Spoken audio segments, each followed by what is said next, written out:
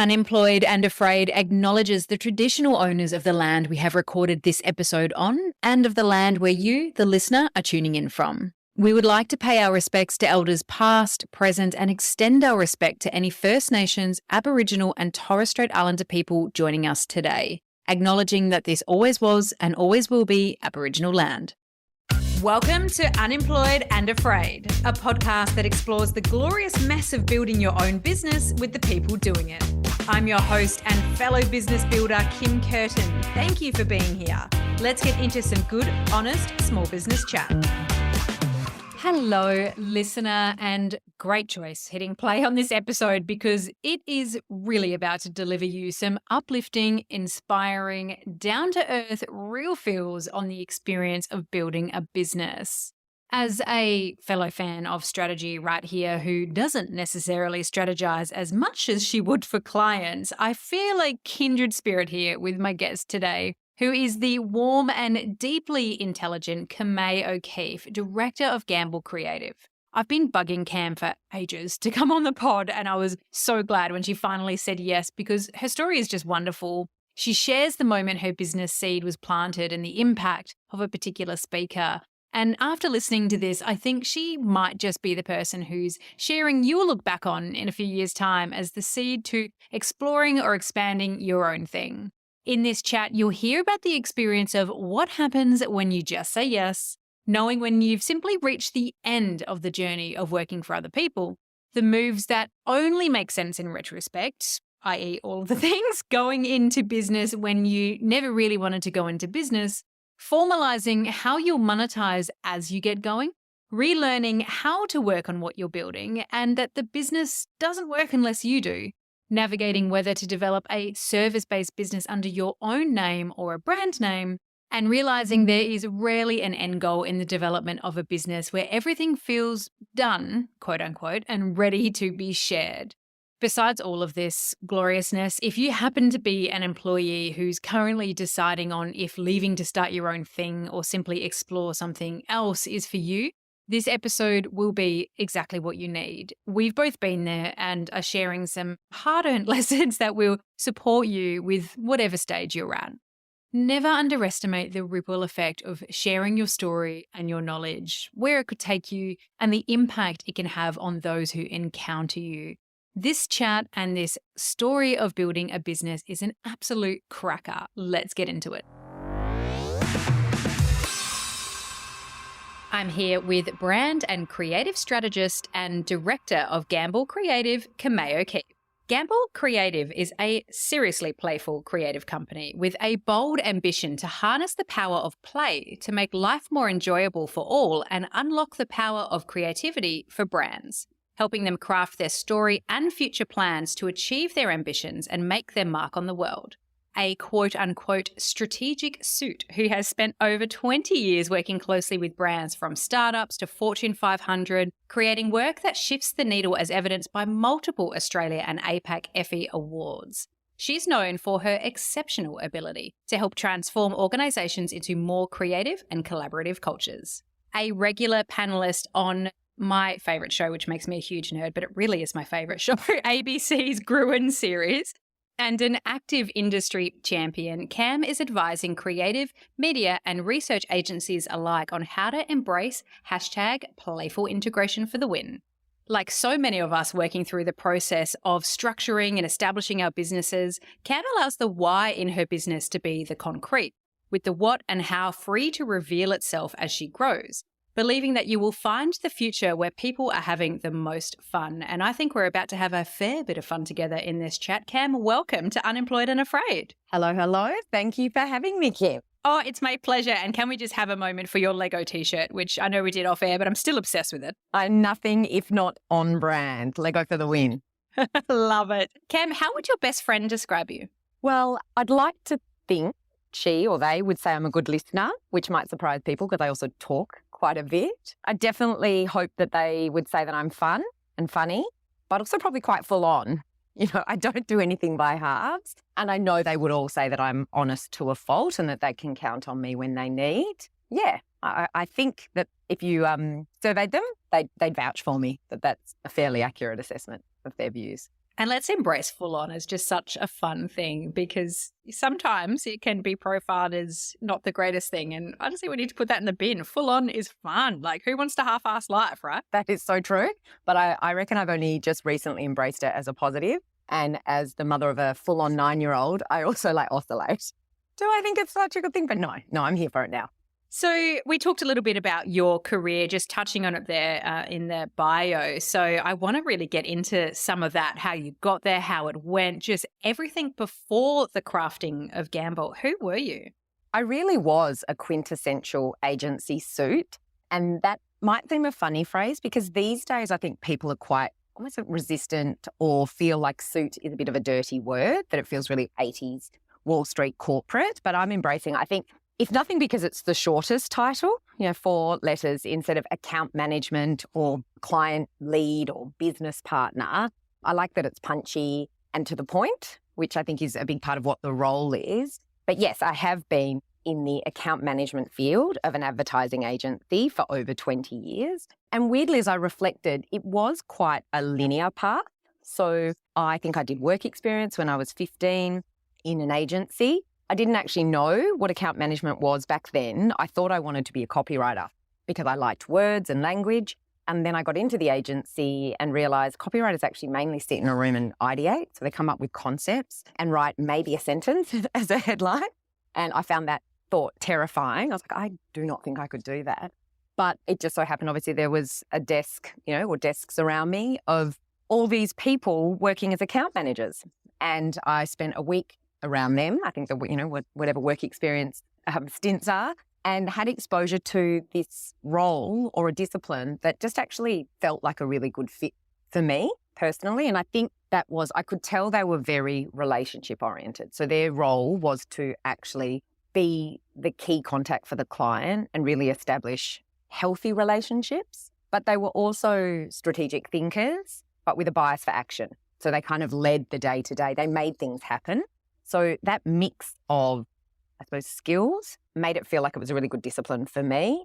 So from there, I think how old I would have been, but I had decided then when I went to uni, I would study marketing and media or whatever degree I could acquire that would lead me in that direction. And that's exactly what I did. I studied. So I went to Murdoch, did marketing and media, and then got my first gig. I think I probably went traveling for a bit and then got my first gig in advertising at a place called Gatecrasher, which was in Perth. Oh, I really love that you have even gotten to that stage where you creatively campaign your own title, like your own description as a strategic suit. Oh my God, that's like an occupational hazard. Yes, it's become like a muscle memory for you. Just how do I get from here to here and make it land immediately? Like those creative writers who spent 7 days writing 3 letters, but they just land so well. They do. It's brilliant. And I can see that, how that bias for action. I mean, you and I have had sort of similar-ish kind of careers in terms of where we've played. You've been agency side, whereas I've been media side. I have so much love for the advertising agency world, and how you just described that bias for action. I think that's such a unique quality. I wish I had those words when I was hiring people to really be able to get exactly who I needed for those strategic roles, because that is definitely it. And that is definitely it when it comes to business as well, because so much is unknown. You have to have that bias just to get in and try something. I think so. And I know we'll get more into the next chapter a little bit later on, because I think that's where almost a bias for action I didn't take, sitting on this idea of like, do I want to go and do my own thing? But I would say absolutely, I think in advertising and probably, broader business, the ability to be equally a thinker and a doer is like just an absolute winning combination, because I think there is a danger of over-strategizing, which becomes pontificating, that then kind of just sits in this like beautiful deck that actually no one does anything with. And, whilst we talk about impact or outcomes, I giggle because, so much of our time gets spent crafting and finessing these strategic or intellectual masterpieces that literally then end up in a drawer to never be referred to again. Yeah, it really is an art that goes hugely underappreciated in most circles. So your career in that land, in agencies, working with some incredibly impressive clients, what did you love about that creative thinking for brands? What really kept you going in that role?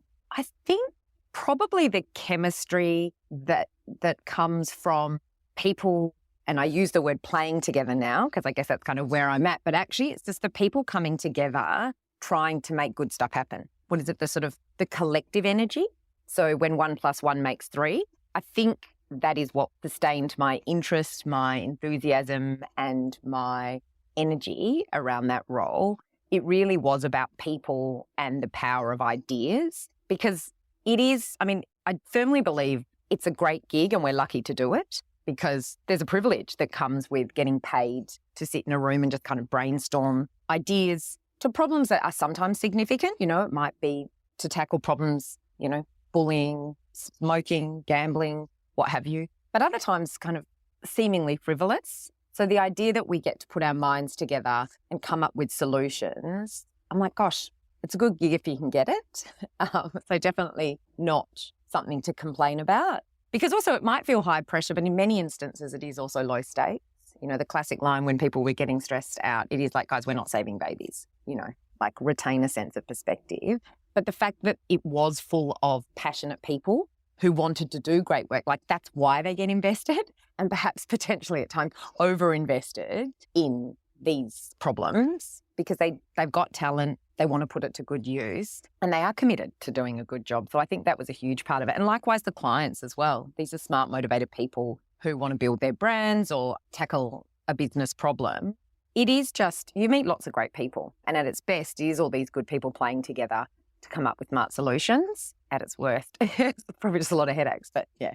And probably a couple of hangovers along the career as well and truly. So you have done something I would observe as fairly unique within that agency environment, which is also establish yourself as an independent thinker, ideator, creative human beyond the agency house that you work for or the brands that you've represented through those roles. You have stepped into, you are a creative human. And a big part of that, I guess, has been securing that role as a panelist on Gruen and speaking on TV to get your thoughts out there, which does, I feel like I'm getting a heat rush just thinking about the experience.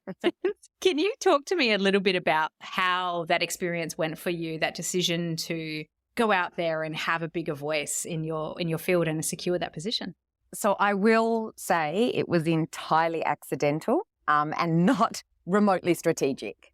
So I really only said yes to even trying out to be on the panel because I had felt like within my day-to-day of account management, there wasn't really much challenge. So I wasn't learning anything new. I still enjoyed what I did, but I remember at the time saying I really should do something that scares me professionally, because that's where the growth comes from, right? And so I knew I needed to step up and take on a new challenge. I had no idea that that's what it was going to be. So when it came up, I guess it was just one of those things where I was probably in the headspace of just say yes.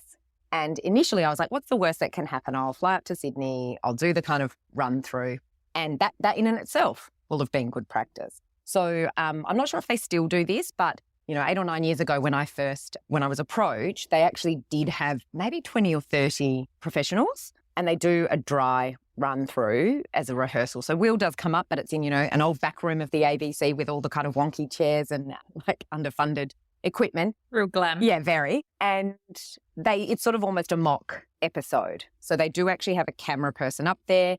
In this instance, I think it was actually 3 on each side as in panelists, and then Will is in the centre asking questions. And I remember at the time thinking I absolutely ballsed it up. So I did not feel confident. I didn't think I did a good job of it. And I was genuinely surprised when I got the call back saying, yep, great, your first show will be whatever date it was.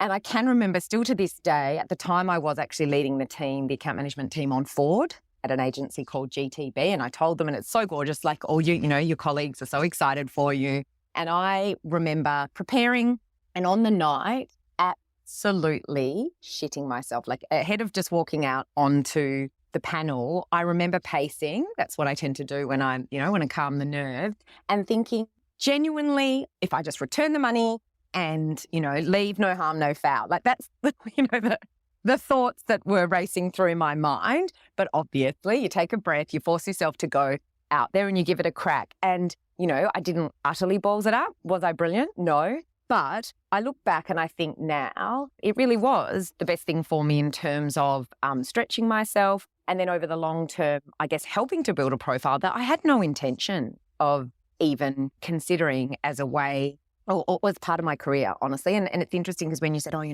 the way you set it up, it sounds like it was something that I was really considered and clever about, but that's not at all the case. And what I'd like to say, as a result of saying yes and doing the thing that scared me, I can say 8 years on, I am better than I was that first or second time. And I remember I'm not the only one that thinks so, because all my colleagues, the first step, they're like, you did so well, and, giving you cheers. And then about the next time they saw me do it, or 2 or 3 times, they were like, oh my God, you were so much better.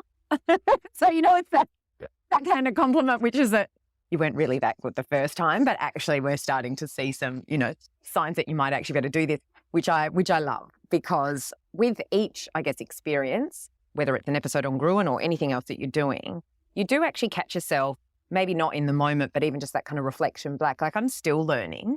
And I love the fact that I'm learning, because that's a big part of the motivation. It's really inspiring because it does take a fire internally to push yourself into something that makes you uncomfortable. And, I do think don't discredit yourself in terms of the strength that takes, even to recognize that that's a feeling and it's something that you need to do. Like, it's just, it might not have been strategic. A will lead to B will lead to C. But it's just such a big and powerful act for backing yourself to go, I'm going to do this thing. It's going to make me really uncomfortable. And it's hugely inspiring, because that's the energy that small business owners have and have to have over and over and over again, even when you're like kicked in the corner, just crying. So it is, I guess a bit of a trait that's coming through in you, that you have that ability to keep challenging yourself, which is, hugely inspiring. Oh, thank you. Amen to stucking in the early doors. Like, again, I same thing. I had a few friends who are like, cool, like podcasts, great. Yeah, you sound really good. And I listen back and I'm like, wow. And then now they're like, oh no, it's actually really good now. Like, it was absolute rubbish when you got started. It's great now. You got to love your champions, the crew near you that are like, we will rally and support you, but we will come in with the home truths when we feel that you're ready to hear them. But no, it's funny. I think often, the A, B, and C make total sense in hindsight. So Always. When we look back, what is it, 2020 vision, in retrospect, there are absolutely now ways that I can see it that, oh yeah, that absolutely needed to happen in that moment. And as a result of doing that, I think I've become more confident or more at ease in here, which has made me say yes to this other thing. So a lot of the stuff you wouldn't anticipate, but yeah, when you reflect back, you can see, gosh, these were all quite connected.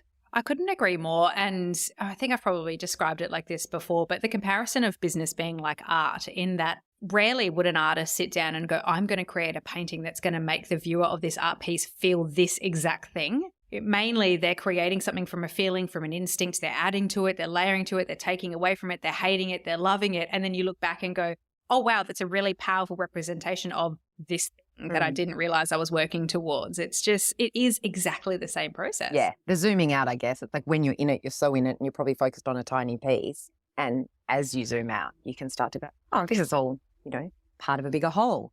Gets me very excited then to find the moment where doing your own thing started to seed. So I'm going to sense that there was, I need a new challenge energy coming up. But tell me about your seed of the idea of your own business, where it started and what it was looking like in your mind in those early phases.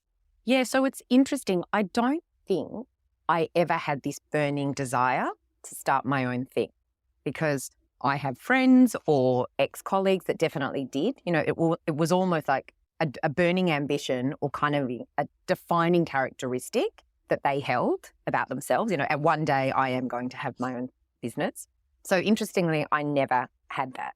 But I would say where the seed or kernel of gamble probably really began was actually about maybe 2017 or 2018, where my role, I had a team of about 8 or 9 suits. I was leading a team, and it was on the Ford business. And by that stage, I'd probably been doing it for about 4 years. So we'd been through the chapter and whether of, storming, norming, that kind of forming. And it was running really well by that stage. And so I was starting to get a little bit bored. And I had, as a result, been putting more and more energy into, I guess, what feel like people and culture. So organizational psychology. So understanding how to lead and lead teams and get the best out of individuals. And that became more of my focus, I guess, as my role moved from being less on the tools and more into leading others. So I started nerding out on that front. And I think I do remember one moment that was a Pause Fest talk. So Pause Fest was an event that they used to run annually in Melbourne, often at Fed Square, with different thought leaders around creativity, innovation and business. And there was a talk by a woman called Gwen Gordon, and it was about play. And it was the first time I had heard of play in an organisational psychology sense. So understanding how taking play as a way of being, or even like, I guess, a methodology, and using it to actually get the best out of people in a work setting. And the way that she presented, I remember I've still got the notes from that session in a book somewhere. And it's weird because I actually pulled them out as I was starting to kind of, early days shape Gamble and what I wanted it to be. But I remember that's really stuck with me. And then I just started hunting, and anything I could get my hands on, weird, obscure articles, definitely bought a whole series of books around it, any kind of workshops. It was few and far between back then. I remember I did a School of Life 2-day weekend immersing myself in play. But yeah, just sort of in my own time more so was deep nerding on this stuff. So I guess going back to that full on, it's I kind of like go whole hog, boots and all. So was trying to, I guess at that stage, really just understand it better. And interestingly, when I would talk about it back then, and I still get it a little bit today, everyone's like, really, can I play? Could you not sort of call it something else? Or maybe you could just sort of find sort of parallel business things. But that was probably exactly what I was trying to disrupt. Because for me, it was the very, I think, human component of play that most appealed. And I wanted to see come more into the workspace, but also the fact that it was actually kind of breaking existing thinking or models around corporate culture. Because if I think about what was, I suppose, the early motivations to go out and do my own thing, it was feeling like the longer I work in these big networks, so at the time, WPP is obviously I shouldn't say obvious for anyone outside the industry. It's not obvious. WPP is a large global network founded by an accountant that actually really just became a massive bureaucracy. And so for me, once you're in those sorts of environments, you can start to see the flaws or the kind of practices that you just go, this serves no one. I'm not against businesses making money by any means, but I'm like, goodness, there has to be a better way of going about it. And so I think just hearing, I still to this day remember how powerful I found this woman's talk.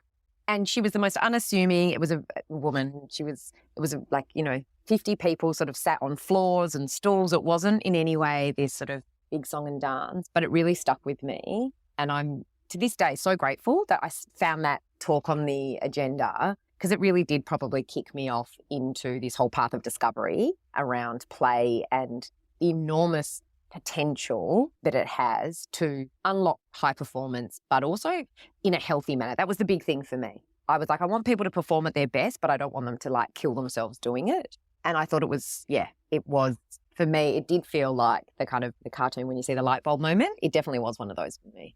I'm thinking about that woman giving that talk in Fed Square, and I wonder things like this, like, does she realise the impact that she must have had? And for so many of us, when we speak at anything, I mean, I'm sure there's been circumstances where the listener has spoken either at an event formally or informally at a party, or just shared an idea, or, what you and I are doing now on the podcast or wherever. You can share your thinking and your thoughts and your research and whatever's interesting to you. And I just love thinking about that chain reaction. I love thinking about you there listening, taking it on, and it just taking you on this path to now where you have a living, breathing business that is centered around this. And, I just find that so wonderful. And it always makes me think, when it comes to our passions, and our passions often being our businesses and what we care about and what we want to work on, it's so selfish of us to not share the thinking and the things that push us and whatever we're doing and whatever we know, because of that ripple effect. It just,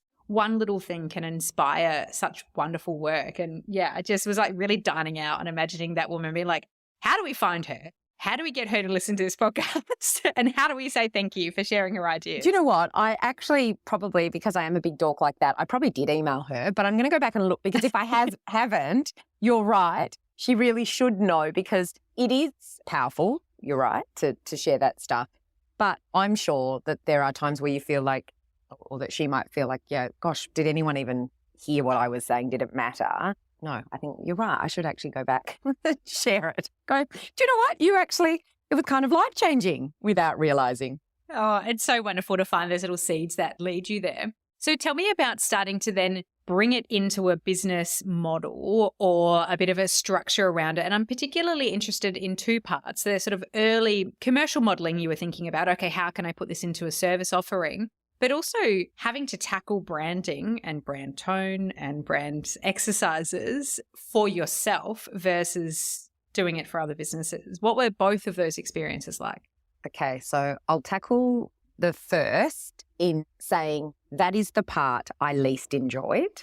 That might say something about my personality and the type of suit that I am. So I am definitely more creativity and ideas leaning than I am money and commercials. So my motivator and my, what I have enthusiasm for. So I would say that the notion of, okay, what's the most robust business model and how can I make it super profitable? I still think I'm working through, in all honesty, because it hasn't been the motivating factor.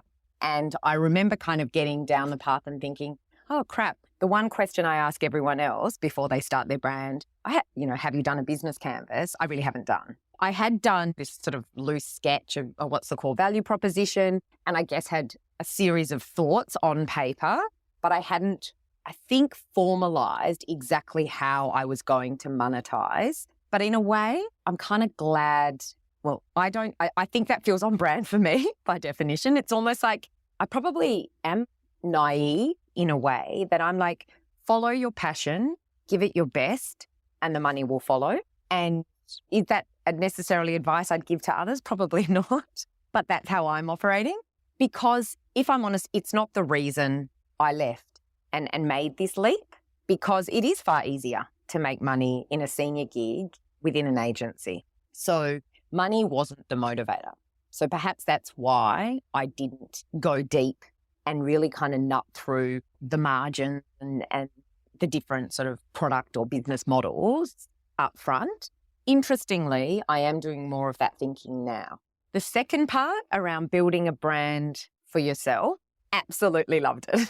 Would almost launch another brand just so I could do that again, honestly, because I have to say I was a good client. Although maybe you need to have to talk to the creative partners to double check that that's true. But yeah, that side of things I absolutely loved, because that's much more to do with the craft aspect of my role over the last 20 years and leans into the areas that I get most enjoyment from and that I can make a meaningful contribution. So yeah, it's funny. I think I was much more invested in launching a brand than I was in launching a business. Yeah. And so it probably, upon reflection, I think I would be better suited going into business with someone who loves business, and I take responsibility for the brand, because I could do that day in, day out, almost second nature, and almost like find, because it's rewarding for me, it's almost like energizing as you do it. Whereas whenever I have to actually do anything when it comes to the dollars or like business forecasting, it literally is like, it's like internal groan, which by definition is kind of what play and working as play is all about. So for me, brand storytelling, even the strategic component of it, that's play. When I'm in that state, whether it's for myself or for other brands, doesn't feel like work. It's, there's this really beautiful kind of balance of fun and flow, but with a degree of challenge, because you are stretching yourself and you are kind of like trying to test your boundaries. But yeah, the business side of things, if I could throw cash at it, I would. The whole point is you need to actually work out how you're making the cash to throw at it. So a conundrum. Oh, I feel that in all of my bones. It's absolutely the thing. And I think sometimes it can scare you off from taking the plunge as well. If you go too deep into that and you think, oh, okay, but like that would require me to find X number of clients and do this number of workshops. And then all of a sudden it feels like too big a mountain to climb. But if you can just start with getting a great brand out there, generating some interest, having some conversations, leading to the first client to the next, it feels a little bit more attainable. But it doesn't take away from how scary it is to leap from employee to self-employed. What was that decision-making process like for you, and how did it feel on the first couple of days? I'd say the first couple of days felt fucking phenomenal, if I'm honest, because, I think the highs and lows come after that when you actually really have to sit with the decision and feel the consequences, good and bad. And again, I feel a bit fraudulent because here I am saying, come and talk to me about your brand strategy, or I'm a strategic thinker. And then a lot of the decisions that I've made probably don't feel or weren't super strategic. But I think launching your own business is a deeply human endeavor. And so that's going to come with all the highs and lows and foibles of you as an individual. I would say that in terms of making the call to actually take the leap, it probably was that I had just reached the limit in terms of what I felt I could both contribute and tolerate when it came to working within an organisation. So, I think it was just feeling like I had reached the end of a particular journey, and all signs in my life were pointing to the need to make a change. I am innately a deeply optimistic person in terms of I genuinely believe, again, not very strategic, but the universe will deliver what you need when you need it, even if sometimes it doesn't seem like it in that moment. It's a bit, again, that theme of, when you look back and connect the dots, things really do drop in a manner that they should. Or if, I guess, perhaps maybe so that it doesn't seem so entirely woo-woo, there's also a sense of like, if you take that information and incorporate the learnings, you move in the direction that you're meant to go. And so for me, what I had found was that I had kind of just reached this threshold of not being excited anymore. Like, I definitely felt like there hadn't been any learning for a couple of years, and it just felt like it was always fixing problems, but not having enough authority to actually address the root cause. And as a result, you just felt like you're on a hamster wheel of fixing problems that you really could avoid. And I think the clincher was when I started to feel like it was affecting my headspace, like my optimism. I started to feel more negative. And I distinctly remember, and maybe this is an overshare, but just sitting in a meeting being like, obviously not out loud, oh, just shut up. This is like all so pointless. It's not going to change anything. And I just remember going, my God, what are you doing here then? If you truly are starting to believe that, this is not the right place for you. Because I also believe that when you are an employee, it is a mutual obligation. And I was starting to feel like it would be insincere of me to suggest that I am turning up to work every day, excited and energized by the task at hand. And I'd always had that. I'd always felt really lucky that I had felt that in my work. And not because I'm saying every place I worked was perfect and there weren't any problems, whether that was difficult clients or, dysfunctional processes or the complete absence of any kind of system and process. But in those instances, that had felt part of the challenge and the learning. So I actually did find it energizing. Many people wouldn't have, but again, my role still always felt like play for me. But I had reached the point where I was like, there is no play in this whatsoever. And I'm not sure if even just, COVID, we live in Melbourne, so 2 years of very kind of intense living, I'm sure that actually drained many people's thresholds. And I know that to be true just because of conversations I'm having. But I just reached the point where I was like, this is not fun. And I don't mean that frivolously. This is not fun anymore. And I think they should find someone who does want to give it their all. And I need to find the thing that I can give my all. Oh, I wish I had had those words when I was sitting in that same position, because it's such a gift to share that thinking. And again, it's the art of retrospect, isn't it? Being able to look back and realize that was how you were feeling, because you just perfectly described my own experience of leaving and realizing I had to leave. I just had, I don't know if it's just my star sign petulance or impatience or whatever it is. The over P words that my microphone is happy that I've got a P guard on for.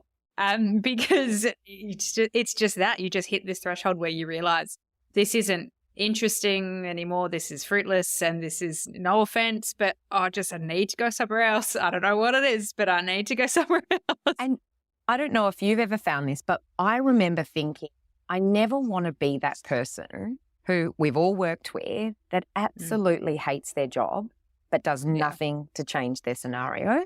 Because, as I said, I do think that if you are an employee, so, both the person who's employing and the employee, otherwise known as an employer and employee, it is a mutual exchange. And I always want to navigate for a situation where it's win-win.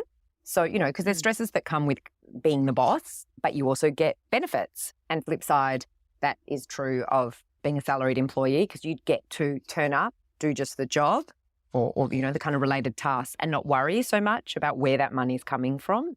And so I just never wanted to feel like I'd allowed myself to become, essentially just take one side of the contract, which is like, yeah, I'll turn up, I'll take the pay, and then I'll sit here and fume and kind of see dissent, which is just not my vibe. So I was starting to feel like, oh, but you're actually starting to, I could feel little, snippets of that mentality creeping in. And I was like, ick, I don't want to be that person. So the good thing was, I think because that was actually starting to brew, that energy, I was like, oh, okay, that feels like a red flag. I hadn't really decided what it was that I wanted to do as an alternative. So it really was, hey, I need to pull the pin because this doesn't feel right anymore. And then actually take the space to go away and start mapping what the alternative might be. And I'm still in that phase, if I'm honest, because as I said, it wasn't like I walked away and went, right, I'm going to sit here and do multiple business models and like financial plans. It was very much, hey, what is it that I feel passionate about? What feels like play for me when it comes to work? And then how can I start to shape that into something that I think has value to others? I think that time spent on that it's just the most important time. And I don't think enough of us realize that sometimes is the journey that you have to go through. It will be 4 years in January since I left my role in media and threw my babies out with the bathwater, essentially, by leaving just because I knew I didn't want to do it anymore. In that similar vein, that I don't know what I want to do, but I just know it's not this, and I can't get to the thing without removing the reporting lines and the strategic planning and the 7,000 emails every day and the 4-minute turnaround deadlines on big ideas. Unless I get that out, I can't get to that stage. And I honestly think it's only been, I would say it's been 9 months that I've had a clear picture in my mind now so it's taken me it's taken 3 odd years to get to the stage where I know where I'm heading and I know what I want to do. I've had 2 businesses in the meantime, being, other things that I've done, yoga in the yoga space and then the ceramic space, and then coming back to media and what I'm doing now, and then regrowing my career in a different media space. So it is so undervalued that it's a very big part of the journey is to just start something, try something, see how it goes, shut it down, burn it, start something new. Just keep going. And we don't allow ourselves enough freedom to explore big time in this process. Absolutely, yeah. I think I have 2 thoughts on that. One is because for lots of us that have been in more corporate careers and or stable full-time employment, it is such a seismic shift in terms of day-to-day approach and attitude that it really is like the idea that you're giving yourself space to think and then explore and fail feels almost counterintuitive. Like you've spent, for me, it was 20 years actually considering the most effective plan of attack and then using the tools you have available to implement that. So it really was constantly about mitigating risk, reducing fear. So for your clients, for yourself, and often drawing on what you've already done to deliver a result efficiently. So it literally feels like you go from one world where certain behaviors and attributes are really rewarded and considered valuable. And then literally, you jump ship and you go and do your own thing. And actually the complete opposite attributes and skill set are required. And some of those very things that you're actually rewarded for or made you feel comfortable in the full-time gig actually hold you back in the new one. And I think that's probably been one of the biggest learnings since I've shifted. And I'm only sort of 6 to 8 months in, because I think I officially launched the brand, but I actually then went to New Zealand. I sort of wasn't going hard until May of this year. And I'm loving that I'm learning so many things and really enjoying being in novice mode, I have to say, because in a way, I did love the fact that after 20 years, I felt good at my job. I had a sense of mastery. Feedback was positive. I think I could claim with confidence, I know what I'm doing and it's valuable to the people that I work with. So there's a certain level of validation, I guess, that comes with that, right? It does instill a sense of confidence. Like you get that because you feel like you've proven yourself. And a lot of it then you are drawing on, like you're sort of drawing on muscle memory to do that day to day. And then you suddenly pull the pin and go, no, I'm going to do this other thing. Another thing that for me particularly, I was like, I didn't even really have burning ambitions to do. I never went, I want to start my own business. And it's now another thing that heaps of it, God, that sounds like a really untechnical, heaps of it. We're doing another thing that so much of it is completely new to you and actually may not draw on any of that muscle memory. So it does feel a bit wild. And for me, I've been describing it as when everyone says, oh, how does it feel? I was like, oh, it's kind of scary good, in the sense that it is scary because there's aspects that you're like, oh my Lord, what am I doing? Or how would I even do that? But there's so much good in being able to kind of carve out your own path and do it on your terms, on your time frame, that, together it does actually, it's like so good it's scary. So for me, navigating this new terrain has felt, I said to a friend, and I'm sure I've definitely in the last 6 months had a couple of good cries, because I think there are bigger highs than lows, so the highs are higher because you did it all, and the lows that are the uncertainty, if you've never had to navigate that. So particularly as someone who's worked full-time for 20 years, you're like, oh my God, like if I didn't go out and hustle, no one's going to email me. And that's, when you're basically coming from an environment where your diary is completely back to back, scheduled by other people, basically, because you almost lose control of your time. That just feels such a wild shift. But what I realized is, and I think this goes back to that point of taking the time, it is more highs and lows, so a bit more roller coaster. But I was at the point that I would take that any day over full-time flatlining. But that's where I was at. Other people, and that's what got me to feeling like I wanted to launch my own thing. Full-time flatlining, that needs to be an article or a blog page or a podcast immediately, because that is exactly that feeling. And the tiredness that you just described, like it was, that sheer act of everything being scary, and the fact that you've got no reliance on muscle memory to get you through these things, like that for me it perfectly describes that deep tiredness that comes with this journey, where you're like, I have done technically 2/5 of fuck all today, but I am exhausted.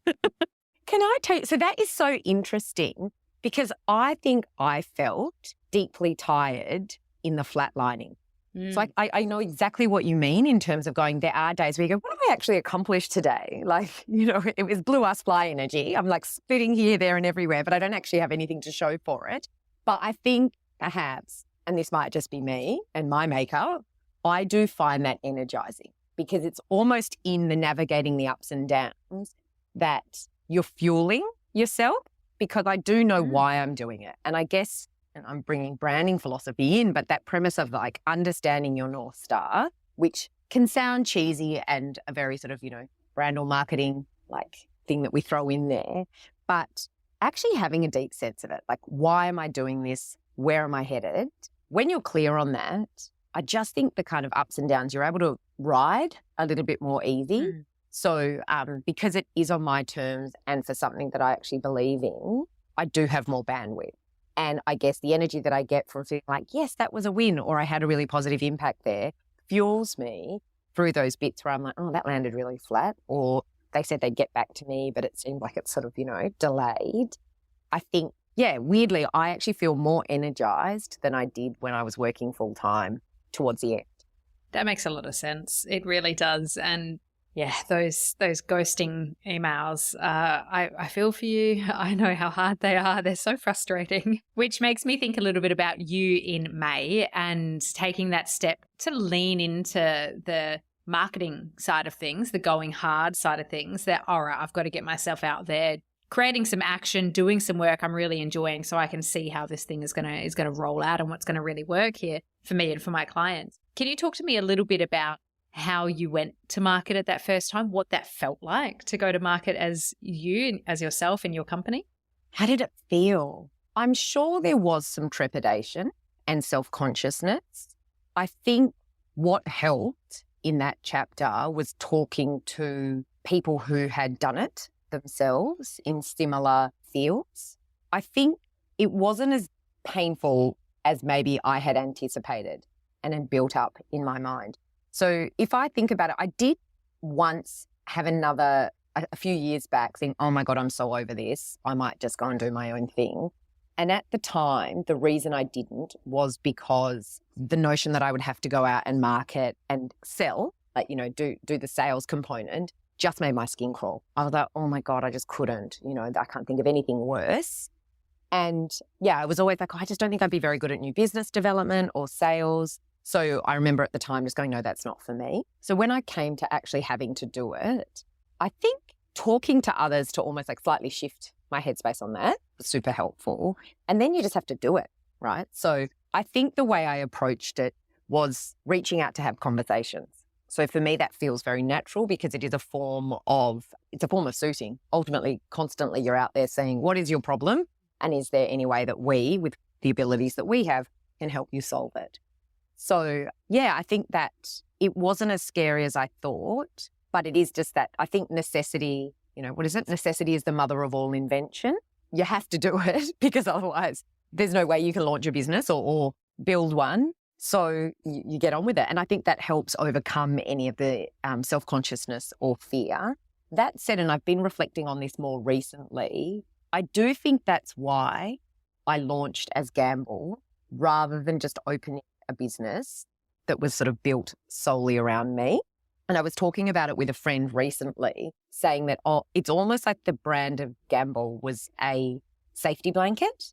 So, when you kind of go, so it's not all on me to be the face and the identity of this business. But interestingly, where I'm getting to now, based on feedback and even my own observations, they're like, Came, let's face it, it is you. And so the idea that you are kind of putting up all these additional layers at times might be getting in the way. So that's actually something I'm reflecting on now and considering how I take forward. Not that I'll kill Gamble because, I do love it, but it's about even just decisions around going, hey, actually just focus on any communications coming from you. You don't have to build out this whole separate thing from Gamble right now because you don't need it. You are just one person, and most of the work that you're doing is coming through word of mouth referrals or people that you've worked with before. So they're actually, don't even have to know that it's called Gamble. They just know that you're doing your own thing and that's why they're reaching out. So yeah, I think maybe hiding behind a brand was a little bit of a safety net for me in terms of, I'll market. And if I can hide behind that and feel a little bit more comfortable. I'm smiling a lot to the point that my face is hurting because I really relate and understand this challenge and recently, it's kind of stepping into a new phase of my own business building in the consulting work that I do and the workshops and helping brands build podcasts and just kind of taking ownership of that portion of the work that I love to do. I had to think about this very same thing. So it's like Kim Curtin does this stuff, but Kim Curtin also has this brand of Good Side of the Bed, which has been lots of things, but it's something I'm obsessed with. I just love the name. It's just, it lends me to think about doing great work, doing work that matters to you, leaning into whatever feels good for you. That's kind of what it's always meant for me. And so I had to go through a physical reclaim process with that logo being redeveloped to have my name incorporated into it visually so that I could put myself into market and also maintain my sort of social media or, like that sort of, I guess, reputation in other spaces. I had to bring them together. So it's like, this is one person doing this work, but it has the potential to be bigger than me too. Yeah. So I understand that challenge. And I think that is just a process you have to go through. Big time. I think that as individuals or solo business owners at this measure, it is this weird wrestle because I think there's a self-consciousness about putting yourself out there because it's scary because, there'll be lovers, but there'll also be haters. And if it's you and you alone, you actually have to front up and take all of that on board. But I also think for me, there was also that reservation of, and I still wrestle with it a bit, but I'm forcing myself to just do it. I still have that feeling of any form of self-promotion feels ick. And I don't know if that's cultural, whether it's gendered.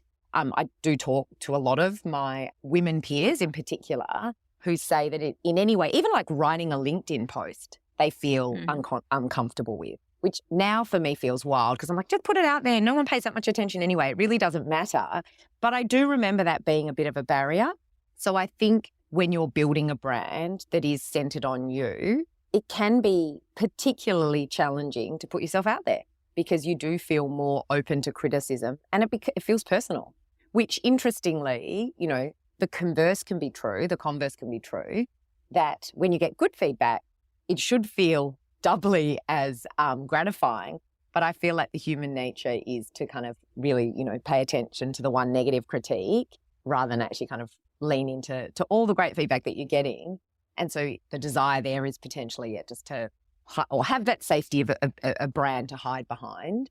I certainly know that's how I embarked on it. And also though, so then to give myself some credit, so some of it definitely was a bit fear-led, but I also think on the flip side, I was like, oh, but who knows what it's going to become?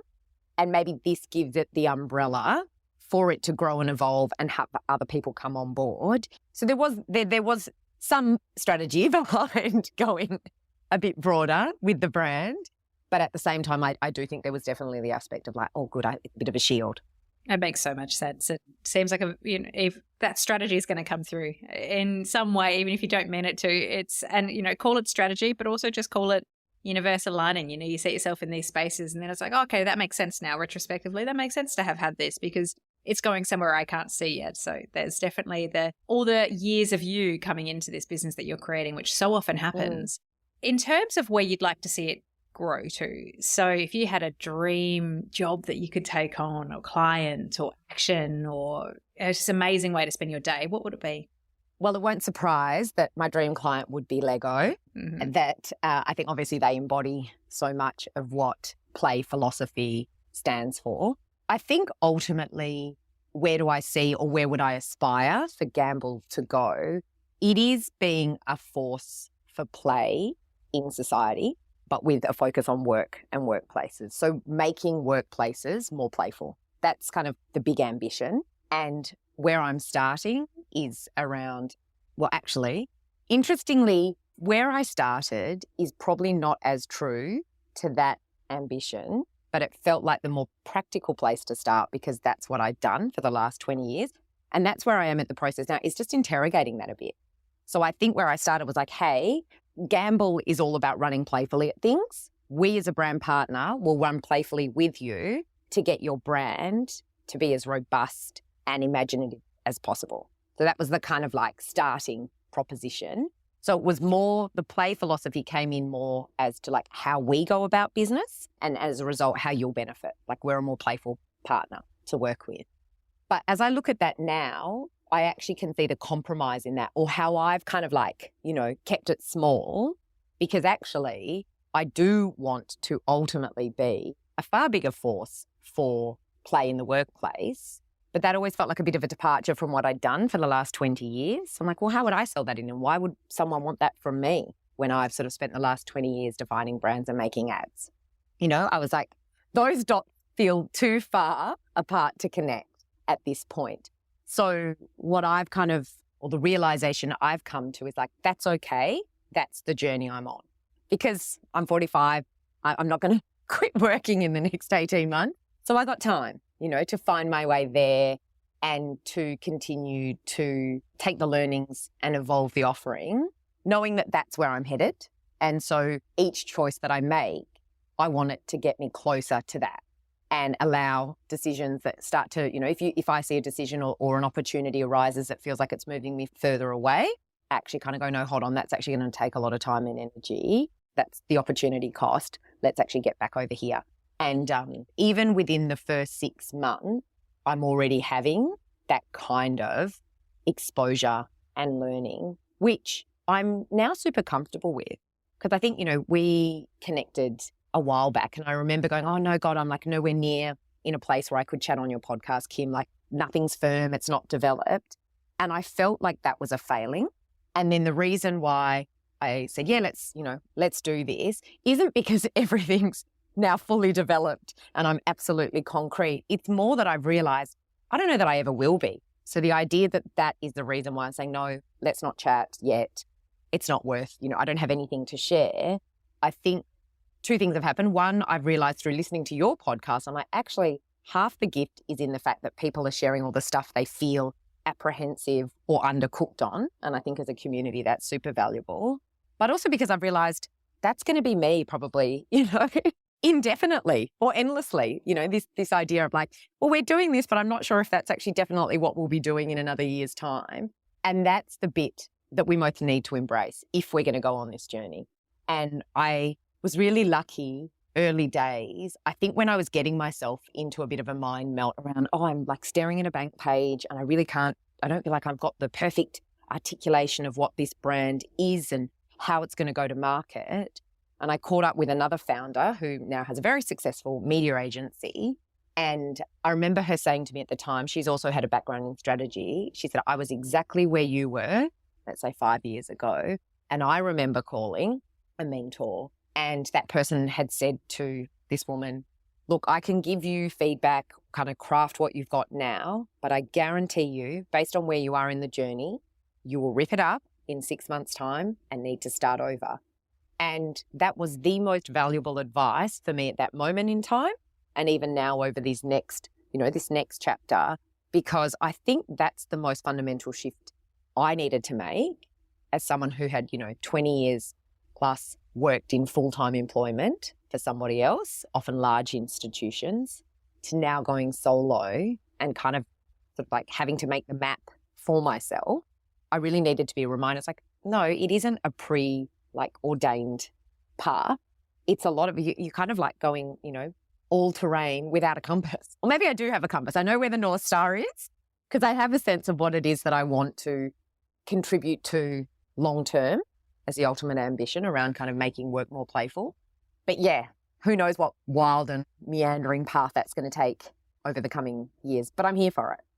I think if I had heard that advice in, the very beginning of 2020 when I was feeling all of the feelings, my following months and years would have looked a lot better, and I would have been a lot kinder to myself through the process, and I would have taken more risks, and I would have gotten to where I'm getting to now a lot quicker. So, I mean, that what you described right there is exactly why I made this bloody thing, because that is the advice that we need, and the sharing of the mess and it could be perceived as ugliness, but it's like beautiful ugliness on the journey before you get to that position where you can come onto a podcast and say, my business is this, it does this, it delivers this, this is the stuff that was hard, this is the stuff that was successful. Before you get to that is this whole other picture. And that's what needs to be shared to create more of us willing to back ourselves and go the journey and get off terrain and just run amok. It's brilliant advice. Yeah, big time 4-wheel driving. And you are doing this. And that's the beautiful thing. And I so admire and appreciate you doing, which is actually sharing those stories in all their beautiful messiness is really powerful, because it can be an incredibly overwhelming and at times lonely journey, particularly doing it solo. But I even speak to people who are doing it as small business, whether it's kind of a duo or a trio, because I think if you've come from larger environments, there's always a big sort of web of people around you. So in a weird way, it's even stuff like if your laptop breaks, if you've worked in it, you just take it to a desk, log a ticket, hover around, bribe the IT guys. And whereas now it's like, oh God, it becomes a you problem. So you feel like it doesn't matter what it is, it's on you. So I think it's lonely in that way. And so, your podcast, I think is kind of, it feels like you immediately have this network of people, even though you might never, ever physically cross paths, that you're reminded of the fact that there's other people out there doing similar things. And so therefore, your journey or your experience is not as isolated, but that we've all chosen it for a reason. Because, the alternative is a bit grim, Mm-hmm. And I have joked with the fact that my network of sort of small business operators or owners has literally exploded in the last 6 months. I don't think I knew that many people. And now I know so many, and I've made lots of incredible connections and some firm friends already. But we joked that, especially in the early days, but actually now some people go, God, I've been doing it for 15 years and I still feel like this, that actually LinkedIn almost becomes like porn. It's like, I might just have a cheeky look at the job listing. Oh my God, yes. You know you don't actually want to do it, but Do it, this all the time. it becomes this weird thing going, it's like a weird fantasy of going, okay, what would it look like to actually just not care about generating income or chasing up an invoice and actually just kick back and just remember that a set amount drops into your bank account on the 15th? Love that you say the 15th too, because that was always just like media payday. Yeah. Is the 15th. So the 15th comes and it goes, and I'm like, well, fuck me. Nothing happened. It's really annoying. I know. Wouldn't it be nice if there was the 15th fairy that just sort of dropped into your bank account? But yeah, you know, but it's a trade-off, but there's got to be, you know, a reason because many people have made that decision. Absolutely. And it is such a gift to share all of this thinking as you have today with the listener and with me. And it is inspiring and empowering and funny because this journey is hilarious and has so many ups and downs and a lot of chaos. And it really is just such a gift to share that while you're on the journey yourself as well. So thank you so much for your candidness through it and for sharing that because it will help just so many other people feel confident to move through it. In return for that gift, how can the listener and I support you with your goals and your growth? What can we do for you? Well, in support of that grander ambition, I would urge people to play more. And by that, it's about finding the work that actually feels a great balance between fun, flow, and challenge. I think be more playful in our day-to-day where we can as leaders and as workmates because, yeah, I think it doesn't have to be something that I benefit from in terms of business. I just actually think too many people are unhappy at work and that feels like such a shame because there's so many smart, awesome people out there. I feel like the disparity is a real shame. And if you do want to talk about brand or finding ways to be more playful at work, then you can check out probably my LinkedIn or gamble.com.au. Brilliant. I'm going to have the link to both of those in the show notes. So listener, you can end the show, go have a look, get on there, play, add, have a look on LinkedIn while you're there. And once you've added, go and have a look at the job section just for a laugh and just to motivate yourself a little bit more to be like, yeah, yes, I could do that, but no, I won't. So we'll make sure to have all of that there in the show notes. It has been such a pleasure to spend this time with you today. Thank you so much for being here. Likewise, Kim. Thanks for having me. Thank you for listening to Unemployed and Afraid, the podcast for small business builders with your host, me, Kim Curtin. If you love it, you can say thanks with a star rating and a review. And of course, join the community on Instagram, TikTok, Facebook, and LinkedIn. Find us at Unemployed and Afraid wherever you're hanging out, and I'll see you there.